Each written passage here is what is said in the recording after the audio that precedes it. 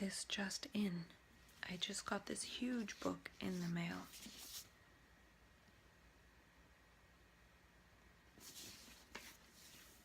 And there's somebody close to me who is on the spectrum, who I see as an incredible genius. So I'm curious about reading this book, and I read the inner flap, and part of it says, Silberman also explores the game-changing concept of neurodiversity, the idea that neurological differences like autism, dyslexia, and ADHD are not errors of nature or products of the toxic modern world, but the result of natural variations in the human genome. The ramifications are vast. As we begin to understand more about how these variations can convey unusual skills and aptitudes, we will need to re-examine our education system and initiate a deep cultural change that recognizes and celebrates a wider range of forms of human intelligence. Making the convincing case that neurodiversity is the commonality that makes us human, Silberman maps out a path for our society towards a world in which people with learning differences have access to the resources they need to live happier, healthier, and more secure and more meaningful lives. This groundbreaking viewpoint will change not just the way we talk about autism, but also the way we think about creativity and innovation. And I would extend what he says here about neurodiversity, including autism, dyslexia, and ADHD, even to something like bipolar disorder. So-called bipolar disorder, it's the brain changing in midlife or partway through life to learn in a different way. And if this book talks about creativity and innovation, I'm sure it will have a lot of extrapolations to do with bipolar. Let's see if bipolar is in the index. Unfortunately, no, but I think it will be talking about the same thing even if he's not intending to. The other thing I got in the mail today already is the Muse Brain Sensing Headband, Meditation Made Easy. So I partly got this to see if it might help people like me, because I understand that having a quiet mind is very important, because there can be periods of time where the mind is really, really, really not quiet. To the mind that is still, the whole universe surrenders. So maybe that's a clue. In map consciousness, sometimes we have a lot of thoughts, and in order to allow the universe to surrender to us instead of us having to surrender to the behavior police or the psychiatric system, we need to work on having a quiet mind.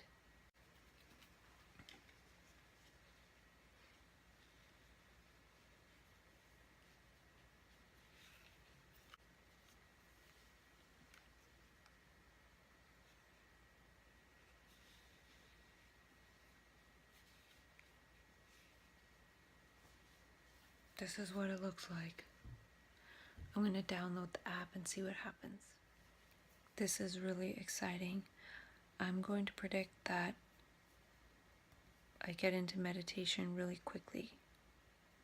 I don't know if it's true. This will be the first time I'm able to see. And I just downloaded the Muse app, and I noticed another app called Muse Monitor.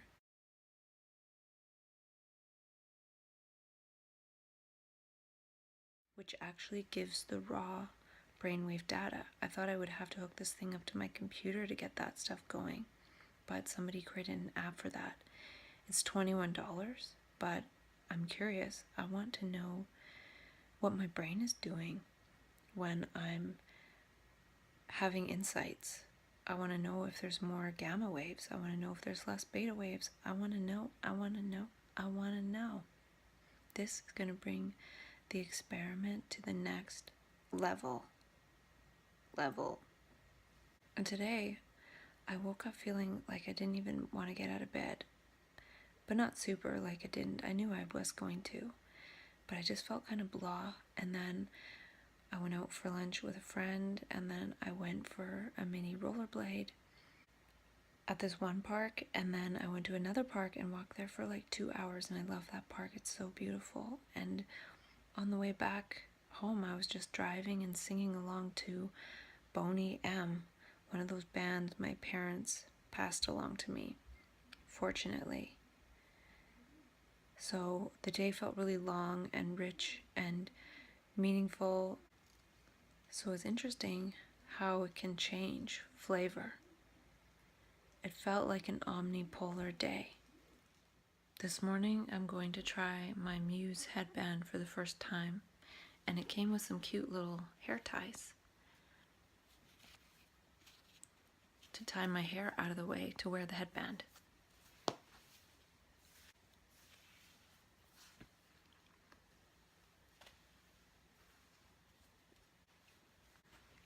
So I charged it, I plugged it into my computer.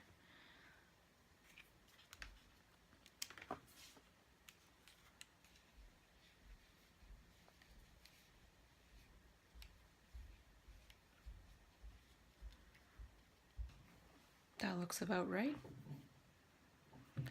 So now I'm going to pair it with the app and see what happens. I'll be back. So here are some screenshots after I did my first initial 5-minute meditation that it walked me through. It walked me through the setup, and then I did the 5-minute meditation. And the graph shows where my brain was active, neutral, and calm. And I think I did pretty good for the first time. I earned 487 points, calm points, and earned 4 birds and did 4 recoveries. I think the times that my brain was active, there was a little human being dropping stuff on the floor above me. So that could have been it. I'll have to try it again when there's no noise around me at all. And then the dots show where there are recoveries, and then the little green lines show where I earned the birds, which apparently is an extended period of calm. So I think that's good for a first try. I like the data that it shows. And this screen shows how they do the calm points calculation. So I'm interested to see how that adds up the next time I try it. And this screen will show all my session data and show a graph of how I get better over time. And the little bar shows the calm time and the session time. So we'll see how that changes over time.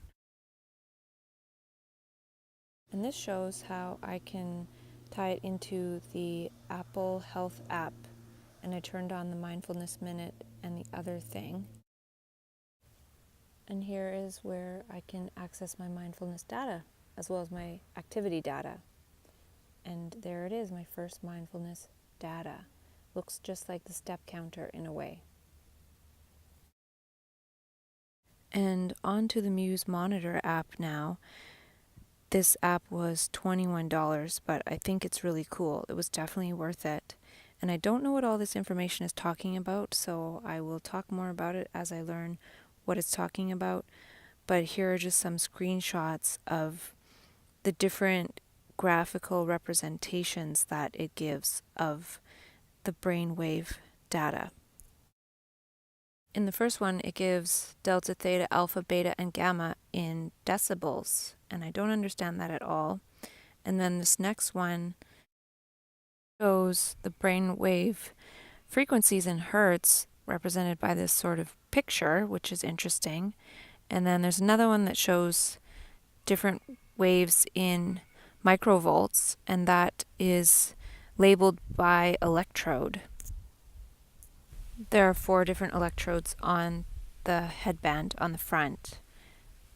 And I think there are 2 on the back as well, but I can't remember. This last one is theta, delta, alpha, beta, gamma, shown by the different colors, and is represented in hertz. And I find it interesting because these are 4 different snapshots in time, yet those peaks in beta and gamma stay really consistent. So it seems like it's almost like my brain fingerprint, and that's just a guess. I don't really know what it's showing exactly, but all the little smaller peaks, they change, but the big one in the green section between 8 and 24 hertz is always there, and then that first one in the orange, as well as the 3 peaks in the black section, they stay somewhat consistent. So I wonder if that's me. I wonder if that's my brain.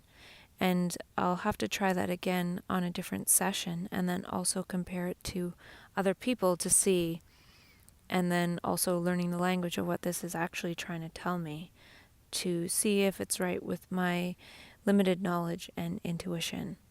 So far this is really, really fascinating for me.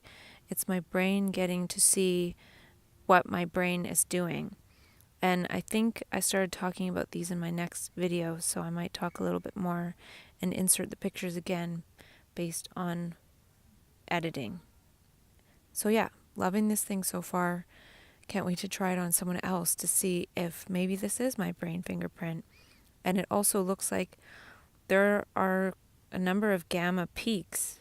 There are 4 gamma peaks, 1 beta peak, and I'm saying peak as in over 3. I don't really know where things should be or how it really works, but it looks like there's some gamma going on, and I was just sitting there watching this line thing happen when I switched from screen to screen on these different types of visualizations on the Muse Recorder app